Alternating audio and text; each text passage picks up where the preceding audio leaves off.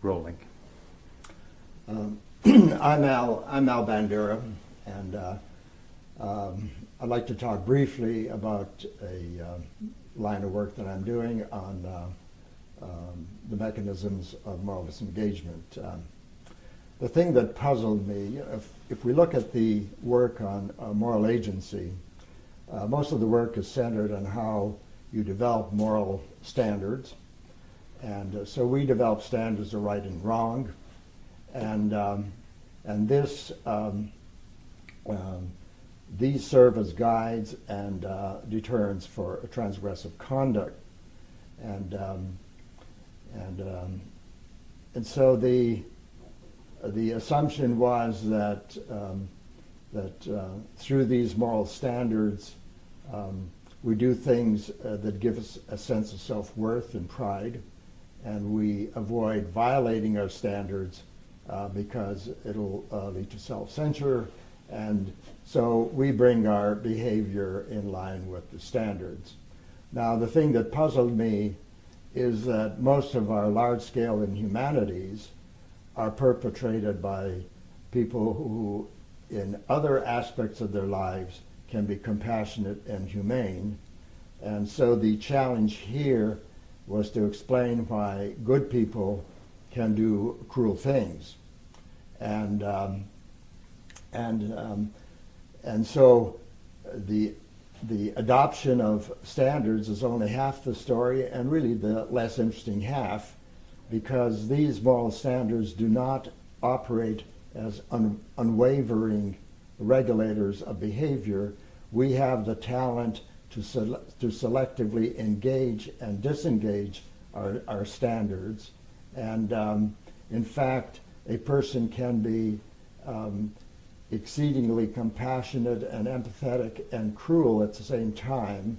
For example, you have a commandant on a prison camp who is dictating a letter of extreme empathy and compassion to his ailing father, and he glances out the window and he sees an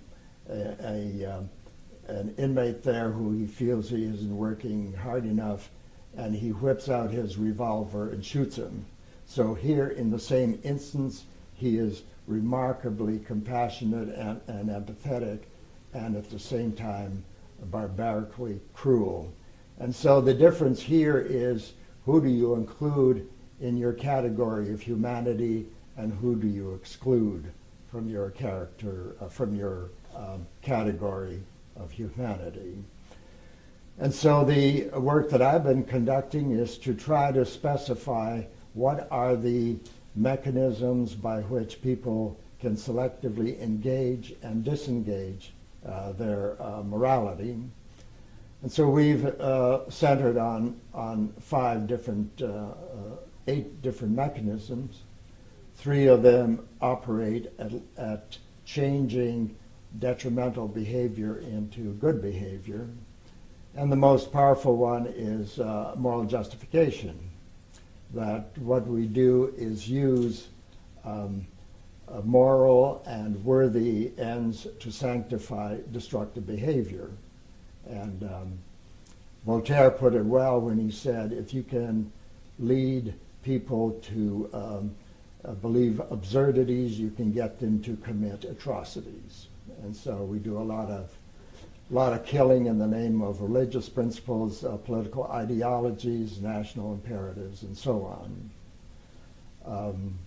Another mechanism that transforms the behavior is we use sanitized languages in euphemisms and convoluted language that masks the injury we are causing.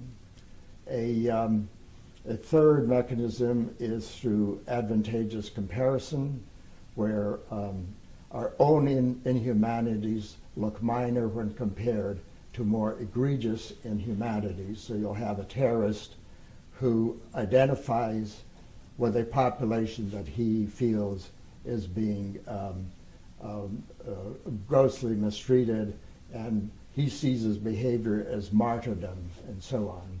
Though these 3 are exceedingly powerful because they not only disengage your morality from destructive behavior, but if you buy into the justifications, it also engages your morality in the mission.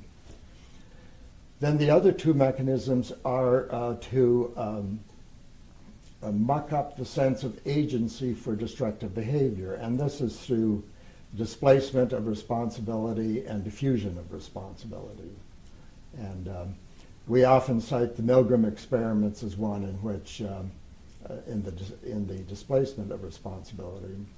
But in real life, that's not the way in which authorization occurs, because no authority wants to issue destructive policies directly.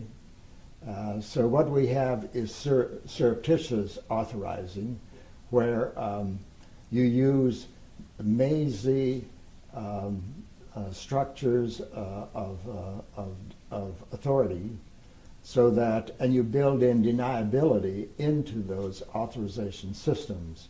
And so when because one, you don't want to be held accountable if the policy fails, and two, you have to live with yourself and you don't want blood on your hands. And this is why we have mazy systems of non-responsibility. And if an incident happens that's problematic, then this is treated as an isolated incident, and then you blame the subordinates for either misunderstanding or being overzealous. The other thing about the Milgram experiment is the authority was there and commanding them to do that, and also accepting responsibility for any harm that occurs. In effective systems, you want to put out good functionaries who will do it when you aren't around. And so here you have to distinguish between two levels of responsibility. The functionaries honor the authority with regard to the policy, but then they don't assume responsibility for their destructive behavior.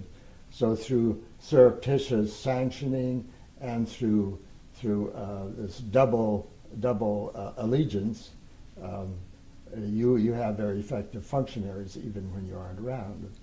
The other is diffusion of responsibility. And there are three ways in which you do this. One, through group decision making.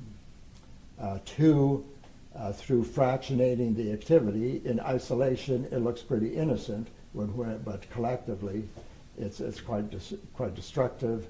And three, through group action, so that you can, and anonymity, so you can always claim that the other folks really were more responsible for this. And Napoleon once creatively said that collective crimes incriminate no one. And then the third mechanism has to do with dealing with the consequences of your actions. So if you deny or you minimize or you dispute the harmful effects, then there's no reason why your moral agency should even be activated. So a great deal of effort is expended to work on the consequence part. For example, that Pulitzer Prize winning photo from Eli of the napalm bombing with the girl running probably did more to generate aversion to that war than all the newspaper reports. And so the military learned from Vietnam that you don't allow the press on the field, and so they essentially did that in Bosnia and in Iraq and Afghanistan. But then we had Al Jazeera putting out the destructive effects. The final two mechanisms operate on attributing blame to the victim, and so here you can even feel righteous in that mode. and then you also dehumanize the victims. And if you if you cast in as subhumans, then this is a good way of restraining any sense of empathy toward them, and you destroy a sense of common humanity, and so the other line of research is really to demonstrate. We've done all this research on the power of dehumanization to bring out the worst in others. And the other line of research I'm conducting is the power of humanization to bring out the best in others.